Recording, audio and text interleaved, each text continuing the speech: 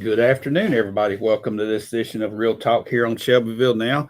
Bo, it's got cold. It has gotten cold. The long sleeves are out. The jackets are out. I mean, it's cold. The wind is rough. And look here on this radar Yes. going on. We had some snow flurries. It looks like we might have a few more before the evening is out. It's cloudy. I got Frosty out, man. He's wanting to make an appearance for some reason. We get our first cold snap, but this one hit hard. I mean, with flurries. I mean, this is tough to get used to. Pretty good wind blowing too. Yesterday afternoon, it got bundle up out there. But today, Bo, we're going to talk about some financial situations that are going on, and what spurred this conversation on was over the weekend, and maybe last Friday he said it, but over the weekend it got some publicity that Donald Trump wants the financial institutions and our government to push people to getting 50-year mortgages up from 30%, adding 20 years on these terms, and how that would help people afford houses. And I got some numbers to look at here, Bo. Yeah, I could see a short term, your payment might go down, but the long term is what you want to look at with these. Well, these numbers right here are scary. Yeah, I can imagine. Let's first start talking about our local real estate, and we'll get into these numbers, what this looks like, and we'll get into some averages here for Bedford County, and just kind of take a snapshot of everything. Yeah. Let's talk about current real estate trends right now. But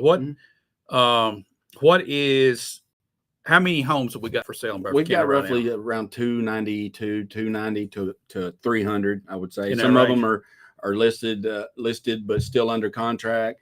Some of them are just open listed and no contract, but around 300. Okay, so active listings. So how many of that? Well, let's just take, what's the average listing?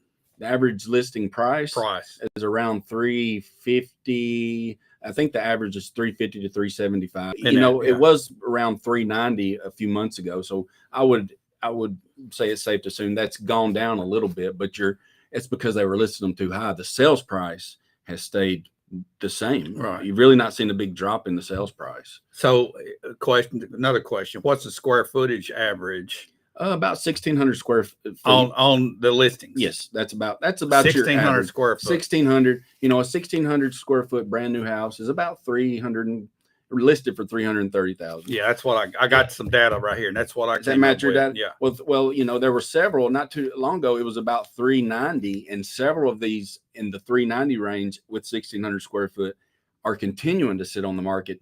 And here we are, almost 300 days later. Market, they've dropped down 20,000 in just those 300 days. So apparently the market's not reacting to that either. You might see another drop coming soon. That's the thing that's most noting, I would say, is the days on market. The back a year ago, I guess, or maybe a year ago, days on market. Your house, if you had it on the market, you better be ready to move out because people are coming in. Now You're seeing houses sit on the market for sale. You're seeing the sign. What's the average now? I think the average, for this month, I know that the average was 56 just for October of this month. The average, I don't know what the yearly average is on that, but that is one of the numbers. I don't know exactly. That's one of those that's gone up. I mean, you can see it for yourself. Yeah. You see a lot of signs. You see signs of houses for sale. You keep seeing the same ones for sale. I mean, typically that's what happens when there's either too much on the market, when it's just flooded with inventory, or when there's not a good market. Now here, I think we've got a lot of inventory. There are several new houses in that 16 square foot range. Now there's some in the 2,200 square foot range too. They're getting listed price at about 380 to 430 depending on quality. So you're taking a big jump in the square footage there. But we're still seeing the prices stay. I mean, they've hit a little bit, but for the majority, I remember, it's a weird market out there. I think about 6 months ago, if I'm not mistaken, back maybe March or April, when you did some data, it's that number 389 seemed like that was, and you said 390 was the average maybe a year ago. Yes. So you start to see the average come down. Yeah. I see a lot of these townhomes that's been built. That's just, and they've been sitting for longer than 50 days or whatever your average is. They've been sitting there for months now. One that I know of here in town that I looked at, it was at 310, I think, 310 days on market. And they've 310 days. Yeah, and they've gone down $20,000 in between that time. And that's at an increment of 10,000 at one point. Then they went down another 10,000. started at 359 or 369. They're not seeing, and in that one I'm talking about, one of those is sold in that 300 days. It's kind of concerning in that level, and it's probably getting some developers to rethink their strategy on how they're going to build this out or finish it. You know, a lot of them have done well early off, and they might can sit on it and absorb it a little longer. Some of them can't.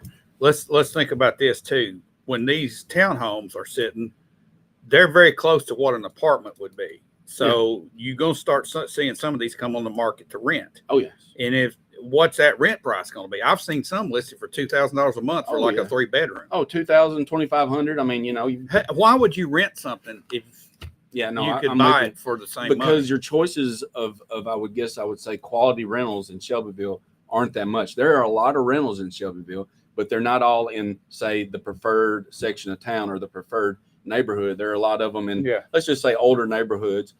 When you are renting a newer house or a brand new house, that builder's taking a chance on you, and you better be ready to pay those newer prices. But I'm with you. It's a waste of money. I mean, it is. I know rental, when you have to rent, sometimes you just have to rent when that's all. But it should be looked at as a very temporary thing. And if there's any way they can go into contract with your landlord, go ahead. You know? Just buying a townhome. I'm thinking, who would buy a townhome? Maybe a single or a young married couple that don't have kids, because once you get kids, you're going to need a yard, maybe you would want, or you would think a lot of the seniors buy them, but that would be a good one. There are a lot of the newer couples without children. That is a popular thing. They're moving from college and then they're used to that life. But when the children come along, that's where things, I think. What about inventory on those though? I mean, you don't see them moving. We've got some being built. We got some that are built out that have sold on the south in the town, but that was a couple of years ago. The newest ones that are built on Madison Street, they're being rented right now. All right, they were built to sell. Why would you want to build more to sell if you can't move them now? Is this the sign that the prices are going to come down? Well, it might be, or it might be the sign that they're just making too much money on renting it, that they're making the decision they'd rather take that rent money and just pay for improvements, because renters are going to kind of tear up. Yeah, and they'll just pay along the way. I don't know what would motivate that, but the only thing that obviously I could think of is a market that's not wanting to buy. And that's all you can do is rent to regain your capital. Historically, though, Bo, 50-something days is not long.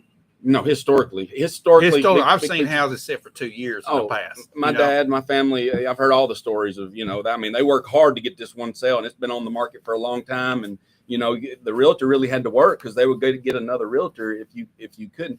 No, 50 days is a gravy train, and historically, but right now it seems like forever. It really does. Let's jump into what Trump wants to do. Traditionally, we've had 15-year and 30-year mortgages. You can do other terms, but 15 and 30-year. The smartest economical move is the 15-year. Yes. Okay. If you can't afford a 15-year fix, you're overbuying. That's what I was always taught. And this is just basic finance. Okay. It is. Homes are appreciating assets. That's why debt on a home is not a bad thing. It's not like a car. Right. You go into debt on a car, you're borrowing money on a depreciating asset. It's a bonehead financial move, but most people do it for whatever every reason. Day. So I got the $330,000 average here for the average home, the 1,600 square foot home that you're talking about here in Bedford County. Okay. And I looked at a 15-year and a 30-year fixed mortgage, and then I calculated the 50. Oh, it's very interesting. Oh, okay. On a 15-year fixed, the average interest right now is 5.5% because it is a shorter term. You can get the cheaper interest rate on it. Your monthly payment would be $2,714 a month on this $330,000 house without a down payment. Okay. And your total payout would be $488,520 over the course of those 15 years. Okay. $158,520 will be interest payments. So that's how much interest. Work hard and pay a lot. You're paying more up front. Yeah, you're making some payments. That's what we're doing. And your assets are building quicker on this. Quicker. At the end of 15 years, you got a house paid for. Yes. Okay. And if you make extra payments, you can get that cut down. That's right. If the institution will allow you to do it. The 30-year fixed, it's currently 6.2% average nationwide. I use the nationwide average. Monthly payment of just a little over $2,000. That's Okay. $2,024 with no down payment. That means you will pay $728,640 for this $330,000 house. Okay.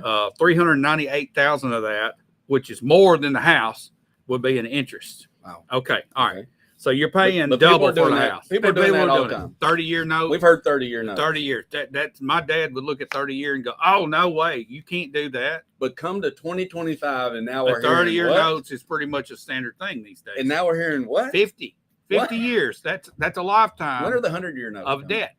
That is a That's lot. you're making somebody a slave to this debt for 50 years. Yes. Okay. I use 6.2% interest because there's no 50-year mortgages out there that you can find Right. an interest rate on, I wouldn't think which so. it would be higher. Obviously, yes. Okay, so it'd be about 0.5% higher. So your interest rate that I figured here is less than what it will actually be. But your payment, instead of $2,024 on a 30-year fixed mortgage, it would be $1,857. You're gonna save roughly $170 a month cheaper. Okay. You're going to pay in $1,114,200 for a $330,000 house. How does that make sense? $784,200 in interest on a $330,000 house for 50 years. You're going to be tied up for your entire life paying for a house, and you're going to pay for it 3 times. Wow. It don't make any sense. Anybody with a calculator can sit down and tell you. We have to get some financial advisors out there before people follow into this. If they go that, if you can't afford $2,000, what makes you think you're going to be able to afford $1,850? You can't, and that's all it is a sales job. And there needs to be a stopgap for people to make dumb decisions, but there's not, because people are making money off of pushing these decisions to the consumer, and it's absolute disgrace when you see a 50-year more. That's almost a joke. It's about as bad as financing a truck for 10 years. Yeah, it is. I mean, it really is. I mean, who does that? But I know people that do it. I don't understand, Bo. Well, they get a case of the wants and I gotta have, and they just cannot overcome it. It's okay. We know we've all made bad decisions, but a 50-year note, I mean, and Trump saying that, I think that's just a little bit out there. I love Trump and I love what he's done, but this is not good. This is not one of them. I don't think this is one of them. And he can keep the 2,000 really. I mean, because I'll just give it back to him anyway, because they'll come up with some reason that I owe money to him. So what are you talking about now? If Trump sends a $2,000 check to stimulus everybody, check, the stimulus tariff. Yeah, sorry. It's kind of like Robin Hood deal. Yeah, okay. Yeah. Rob these people over here and send it out there. Yes. All right. Well, that's they nice. can just have it back. All right. I appreciate it. All right. Let's take a look at our situation in Bedford County. I mean, you looked at Bedford County numbers. I looked at just the average for a Bedford County family that's trying to buy a house, what your payments roughly would be. And this is without down payments. Down payments are a miracle worker on these numbers. You churn that down to 300,000 instead of 330. That's right. You're looking at different numbers, Yeah. but I use 330 because it's the average. Okay, so middle class household in the United States, middle class, you're considered middle class if you make around 78,000 in that range. Middle class, middle class, 78,000. that ranges up to about 120. And as low as like 60, but let's just say 78. That's a household. That's a household. Okay. That's for typically two people working 2 jobs. Okay. 1 job each. Gotcha. Okay. Okay. Now, I looked at Bedford County. Our average per hour rate across all sectors in Bedford County is $18.57 an hour. That gets you down to roughly $38,625 per worker. But if you take it down, you look at the bring home pay, it's about a 20% tax hit when it washes out. And then you get some deductions and so forth. But the bottom line is you're going to make about $1,188 bring home pay. Let's just say $1,200. Okay. That's about, that's $5,144 in your checking account to make payments on whatever you got to do. All right. You look at a $2,700 payment. That house is too much for you. You look at a $2,000 payment on a $300. That house is too much for you. Yes. You look at $1,857. Even staggering out 50 years, that payment is too much for you. Yes. The general rule of thumb is 25%. Yes. That's what I've always been told. 25% of your bring home pay. Yes. no more than that can go toward your house payment. No, because we've talked the expenses after Right. just the house payment. Well, you got They're insurance, extraordinary. you got insurance, and you got Utilities. well, the insurance is going to be added onto your mortgage on top of that. That's true. So that's in the there's mix. just life. There's Right. life after that, and it just doesn't stop at the house payment, Right. right? So you get this $5,000 average person, Mhm. okay, or 5,200, whatever it is. You start slicing that up. Let's say there's childcare. Mhm. Oh yeah, Oh gosh, that's a killer these days. that'll eat most of it. All right, so you get down real quick. Groceries, childcare, Car, gas. fuel, yeah, the cost of your vehicle. You start adding this up right quick, you can go upside down if you're not careful. So I'm going to say there's got to be some principles put in place when you start to do this. Yes. People, if our president is saying it's okay to get a 50-year fixed mortgage, then he's not doing the math. He's listening to somebody out there throwing out an idea. I hope he looks at this and understands if people go for this, they're committing financial suicide. Right. And he's a smart guy too. You know, he's not a dummy. I would like to know his reasoning behind this, like in detailed reasoning. I mean, the way you've laid it out here, it makes no sense to go there. And obviously, right. I mean, we would all kind of think that, you know, a 50-year note. I mean, that's just not why. It's better to have the cash and pay it right then if you can. You don't need to finance anything for 50 years. I don't care what it is. No. I don't care if it's the Trump Towers. You don't need to finance it for 50 years. Well, I mean, that's what, and if you do need to finance something, like you said earlier, a down payment, a healthy down payment. Save right now. If you can't pay for it all, put a good down payment. Here's the thing: if you can't afford the 15-year, you can't afford the house. No, and that's a something that some of the old school guys that were conservative would say that. If you can't do it for 15 years, if you can't afford that payment, you can't afford that house. But you can be a smart buyer and you can look in other ways to buy. There's other houses out there. They're older. They might need work. They might need things, but there's deals out there still in a good market. Believe it or not, they're far and few between or backwards. That is exactly what you need to do. You know, I mean, that's the only way right now. I mean, it's really hard. Once it's on the market, it's already high most of the time. I want to also look at our income bracket table here in Bedford County. 6% of Bedford County make less than $10,000 a year. Now, I'm going to say that's probably a lot of elderly people. We have a high number of elderly people living on fixed incomes, which is basically Social Security. Yes. That's what brings that number down. I would say so. All right. Between 10 and 15,000 a year, we have 5% of our population that's in that category. Okay. 15 to 25,000, we have 11% of our population. Okay. There's 22% of the people in Bedford County making less than $25,000 a year. Now, our poverty rate, which is 37.5, is their poverty level. Mm-hmm. Where there's a stat out there that says 18% of Bedford County is that way. I'm going to argue with it because this breakdown that came from our census tells a different story. Okay, so between 25 and 35,000, there's 11%. That gets our number up to 33% below poverty level. That's more like it. Yes, okay. That is. From 35,000 to 50,000 households. Now we're talking households. 16.5% of Bedford Countyans are in that range. So 49.5% of households in Bedford County make less than $50,000 a year. These are numbers from the Census Bureau based on income brackets. I've got it right here, printed it off. Okay. Now 50 to 74,000, 75,000, 21.5%. That's just below middle. That's the lower end of middle class. But that's our largest. That's our largest percentage, 21.5%. And you said that was 51,000 to 50,000 to 75,000. Okay. Basically. And if I had a guess, I would have said that's where most of our people, our families hit. That's right where in there. we've always been, you know. Yeah.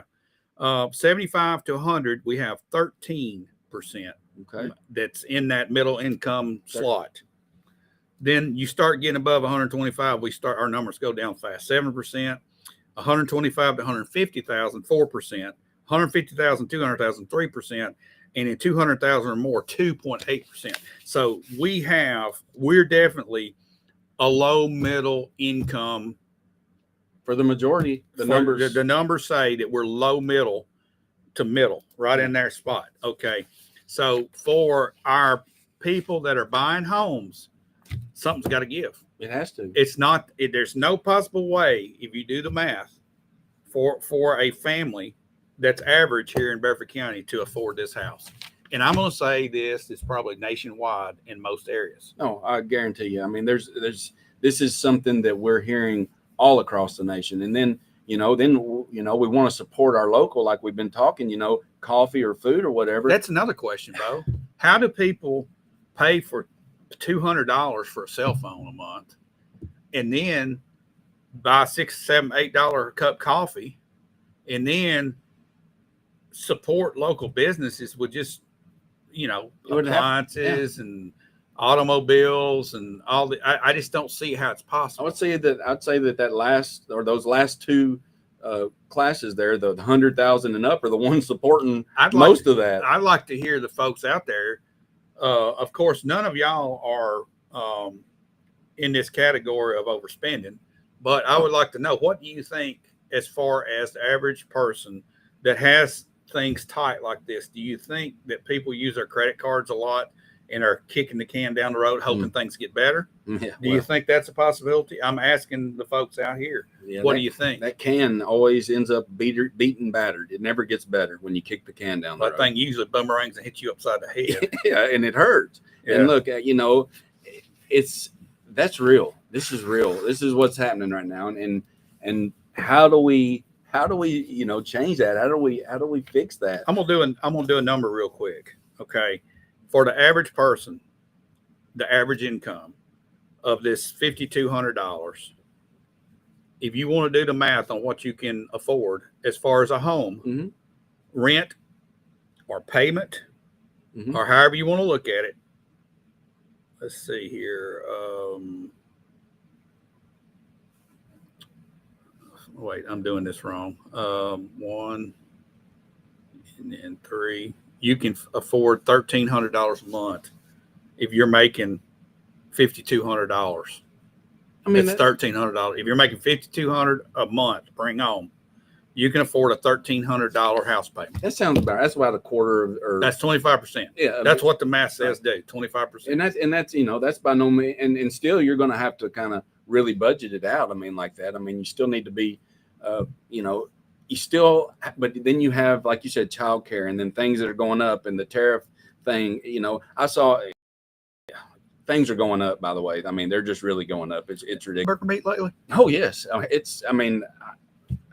I'm just flabbergasted. I went and I was going to splurge on it, and I looked down. 2 steaks were $28. I said, I'm out. Things are going up, and they're leaving the old prices behind them, and I'm moving them out of the way. And I see that's that they're going, isn't it? Yeah, it is.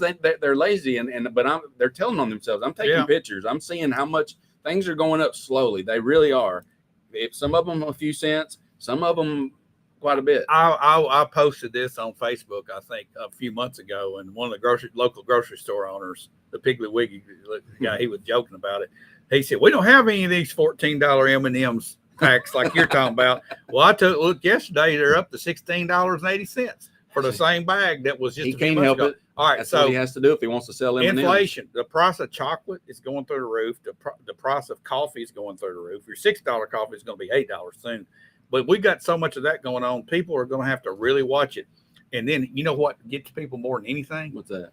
They think if they cut their cable and then go just to get internet, you're going to be set. But when you start hitting these subscriptions, it's like death with 1,000 paper cuts. You don't do it. What you can do is you can pay for that one internet, but you can watch Pluto TV, and there's a few free outlets. It's old stuff, but oh well. Gomer Pyle's a good show. It really is. I watch it. I'm telling you, man, this is entertainment. I mean, just basic entertainment now is through the roof. It is, and I don't buy in. I sell that because I just don't participate in most of that. Anything that I watch, I'm serious. It's like stuff from the 90s, 80s, and I like the old shows. So that but I get what's going on. But I like theaters and going to the movies. That stuff's done. Got some comments here. Allie Puckett says, "I'm glad to see more people who want something quality to call their own," and that's the ownership of the home ownership. But don't overextend yourself. Don't buy the 30 and 50 year mortgage situation. Look at the 15-year. If you want, get the best quality you can for something that you can afford. And your situation may change to where you can step up and get what you really desire Right. later down the road. So many people don't want to work their way up. Right. They want to start out on top. And I'm not saying a $1,600 square foot house is on top, but at $330,000, I got to think these prices are going to come down before they go back up. Yes. And if you do choose to extend yourself, make sure to buy and don't rent. I mean, it's better if you want to go on, at least you're investing in something. If you can qualify and get a 15-year fixed rate, do it. Yes. Okay. Now, Pamela Smith, going to be a lot of these houses being built that are going to sit empty. Why do they keep building more? Bo, that's the question that I've been asking, and I've been talking about all these developments coming in. What's the answer to that question? Why do they keep building more? Well, because people keep buying them. And if people keep buying houses, then they will keep building them. It's just, I guess, human function. But some of them aren't selling. And the ones that aren't selling right now that have had these long days on market, they're going to probably change their concept of their plan because, what's going on is not working. That's a great question. I would love to know that, but I think it's just human nature. I mean, am I missing something? If people are going to buy something that to live in, then they're going to buy it. But if it's not there now, if you don't have that development and you stop that development, or if it's not a good land to develop, that's maybe on that's a possibility around here. Yes, that's a very big possibility, and maybe that is something that could stop them in the future. But right now, things that are planned out and approved, eventually you're going to see something on them unless they decide not to. Speaking of building and development, this wastewater board vote comes up tomorrow night. That's right. With our county commissioners. That's right. And it's my understanding that the agenda has that we're going to vote for whether or not to have a board, and then put people on the board within the same setting. How is that possible? I've never heard of nothing like that. And I've heard, and they've already assigned a seating order, I believe. I've heard. How can you assume that this is going to pass? I think it'll pass. Okay. But how can you digest a list of names given to you and say, this is who it is? This doesn't pass the smell test. I don't get the big hurry. I mean, I get that we could do it maybe next agenda, next month. I don't see pushing it in. It does seem a little bit rushed in the smell test, so to speak. It sounds like there's been meetings and we hadn't had meetings. It sounds like there's been some work done behind the scenes of getting a list of people put together, assuming that it's going to post. Yes. Maybe that's what's happened. Maybe this is a way to get it done fast, but it just doesn't smell test. If I were a commissioner, I'm saying, wait a minute. Not if you want this committee to really do something. If you want a rubber stamp committee, then go ahead. But if you want a committee that really wants to vet step system, right? And if a subdivision comes in and you hire someone to vet and see, then okay. But if it's going to be a rubber stamp committee back to the planning commission, then I don't know why you're bothering. But I am interested in the timing with this. And I'd like to tomorrow night. It's supposed to be talked out, but I'm anxious to hear that conversation. Yeah, maybe there's a legitimate reason for doing it so fast like this. I know it's urgent for us to get some regulations. And when I say it's not, it is urgent, but not like if you're not ready. You know what I mean? I mean you can't put the is this something we do a lot, a cart before the horse? Yeah. We do it all the time.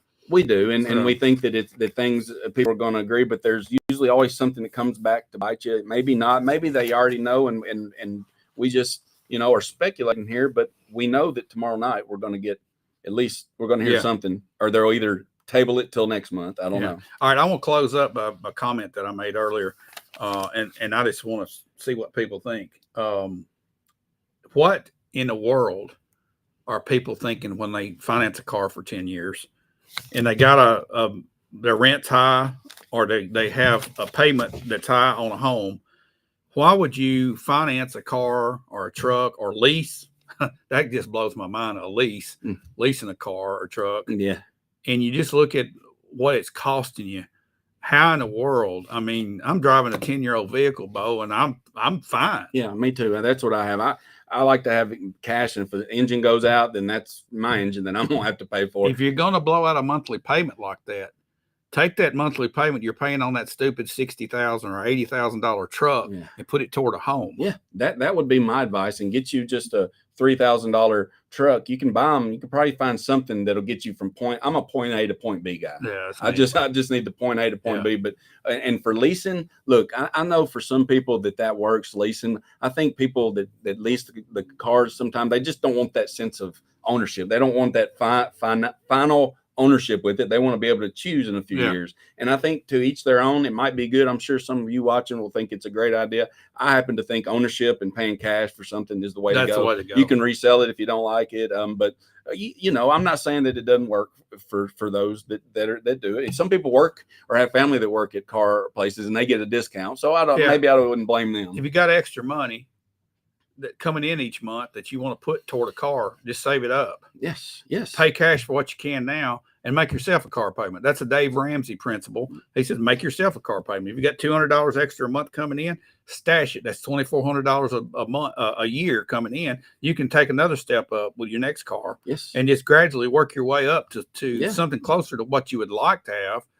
But it's not a necessity. It's not to have a $60,000 vehicle sitting in a driveway next to a house that you're paying $2,500 a month. Yeah, and when you have all those bills, you need to have a month's worth saved up at least in cash for an emergency. Dave Ramsey says 6 months. He says 6 months, but at least you got a month to hang on if you do that. I mean that's nowadays that's getting a lot of money. Right, Connie Hasty comes up and says this has always been Shelbyville action, and I think she's talking about what the county's fixing to do about the boards. You have the board before you even vote for the board. I know, man. It's a conflict of interest everywhere. There's people around right now that know who the board is. Then you'll see this is the board. You know, it's going to be another board. I hope the board does something good. We've talked about this a lot. I really do. But she's right, Connie. We'll go with Connie. I'll give a big thumbs up. It's action. It's Bedford County action, no doubt. All right, Bo. We're going to talk about another important topic coming up Thursday. But before we do that, we're going to have a couple of days of cold weather on top of us. Hopefully it'll warm up by then, and Frosty will get packed away again. Yeah, we'll pack him away when the snow. He'll melt away actually when he gets warm, and then he'll be back magically. But look, snow flurries. I hope no more of that. I heard there were some rooftops on the ridge that were a little white today. Wow, this is crazy. But stay warm out there. Your heaters, remember fire safety on the heaters. Plenty of ventilation if you're using kerosene or some other fuel inside the house. And don't put your electric heaters in a power strip. Plug them directly in the wall. In there. Check on your elderly and the pets, and everybody just be safe out there. Down to 18 tonight. I think. It's gonna be cold. Right. Guys, thanks for watching. We'll be back on Thursday with more exciting and important information. As always.